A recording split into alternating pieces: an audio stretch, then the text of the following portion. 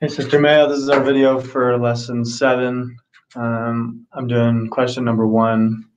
Gives a bunch of different genomes of, or the genomes of 4 different viruses.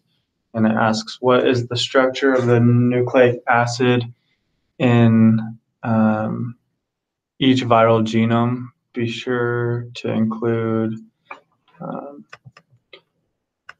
whether it's double-stranded, single-stranded, DNA, RNA, circular, or linear. So virus 1, because there's a different percentage of adenine and uracil, as well as a different percentage of cytosine and guanine. We know that it is single-stranded because they don't have a complementary base pair for everyone. It is circular because it is resistant to exonucleases. And it's RNA because it doesn't have any thymine, it only has uracil. Genome 2, or genome of virus 2, is linear because it's sensitive to both exonucleases and endonucleases. It's single-stranded because there's a difference in the percentages of the base pairs, and it's RNA because there's no thymine, there's uracil. Genome of virus 3 is linear because it's sensitive to both of the exonucleases and endonucleases. It is single-stranded, again, because of the difference in percentages of base pairs. And then it's DNA because there's thymine and no uracil. And then genome of virus 4 is circular because it's resistant to exonuclease. It's single-stranded because, again, the percentages of base pairs don't match up. And it's DNA because there's thymine and not uracil.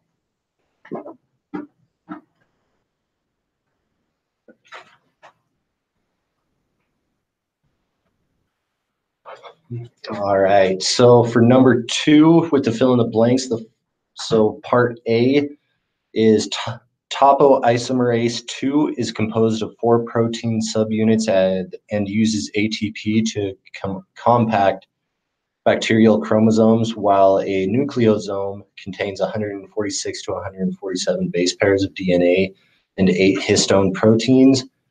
Part B, the DNA double helix is 2 nanometers wide. Adjacent base pairs are separated by 0.34 nanometers in the DNA double helix. C, topoisomerase 1 includes positive supercoiling into DNA and cuts 1 DNA strand. Part D, the origin of replication in E. coli is called ORIC. E, in the Hershey-Chase experiment, bacteriophage T2 proteins were labeled with a radioactive isotope of sulfur-35, while bacteriophage T2 DNA was labeled with a radioactive isotope of phosphorus-32. And then part F, the sugar in uridine is ribose, while the sugar in deoxythymidine is deoxyribose. And then for question 3, suppose a translocation occurs between chromosome 14 and chromosome 21 in an individual. A translocation is the result of the fusion between 2 non-homologous chromosomes. Chromosome 14 is 109 million base pairs in length, while chromosome 21 is 48 million base pairs in length. For this problem, assume that the translocation fuses the entirety of chromosome 14 to the entirety of chromosome 21. So part A is asking how long is the DNA portion of this translocation chromosome in meters. So we took 109 million base units of the chromosome 14, added the 48 million base units of chromosome 21 and got 156 million base units total. And then we multiplied that by the 0.34 nanometers between each base pair. And then we divided that by 1 billion to get 0.053 meters. as total length. How many nucleosomes are found within this translocation chromosome? Assume that the average length of the linker DNA is 50 base pairs. So we got 7.99 times 10 to the fifth nucleosomes for that one, because we took the total base units or base pairs and multiplied that by or divided that by the 146 plus 50 base units, and got 7.99 times 10 to the fifth nucleosomes.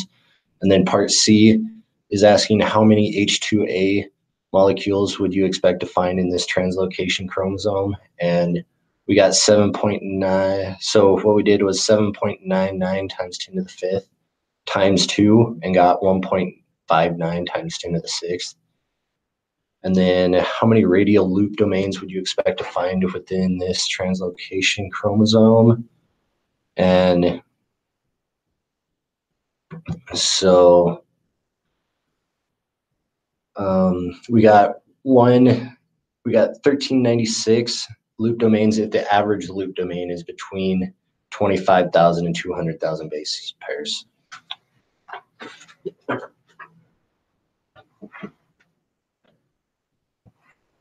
Okay.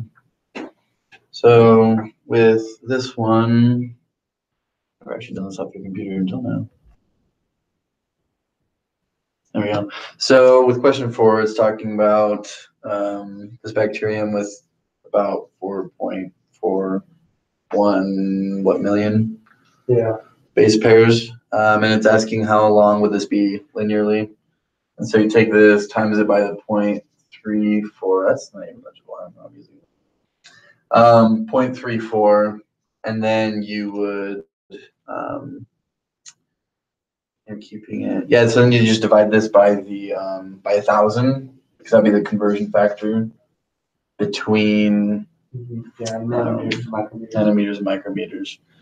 And then for B, the diameter. So we took this. So we know that the chromosome was a giant circle. And so if it's 100, well, we got 1,500 micrometers. And so since that's the circumference, right, we were given that with 150 is the circumference, equal to pi times diameter. And so you can just divide out pi on both sides, and that gives you, well, struggling today. And that gives you 477 micrometers. Then for part C, it says it's organized in loop domains, but it's essentially saying that each loop is 50,000 base pairs.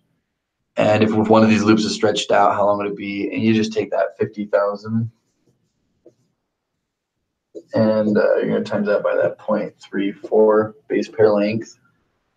And then you're going to divide that by 1,000 for the conversion factor between the nano and micrometers. And that gives you 17 micrometers. And then for D, it says how many histones are found attached to this. And so kind of going back to, we have this 4.41 million. And then we divided that by 196.5.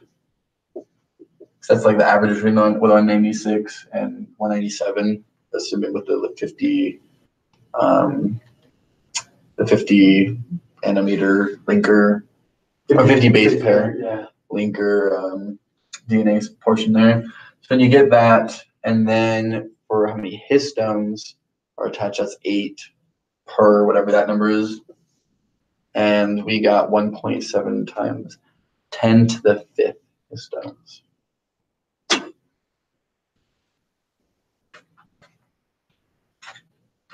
And then for the last one, for the first part, which of the molecules from in part A through F are nucleosides? Nucleosides are just missing phosphate groups, and so the ones that are missing phosphate groups are A, E, and F. And then for the second part, which of the molecules in parts A through F are nucleotides? Nucleotides have phosphate groups, and so those are B, C, and D. And then which of the molecules in parts A through F contain ribose? Ribose is not missing. It has the hydroxyl group on the second carbon. And so those were C, E, and F. And then the second to last one, which ones contain deoxyribose? And it's the pentose sugars without the hydroxyl group on the second carbon. So that's A, B, and D. And then which of the molecules contain pyrimidines? Pyrimidines are, they have one ring as opposed to two. And the molecules with one were C, D, E, and F. And that is our video.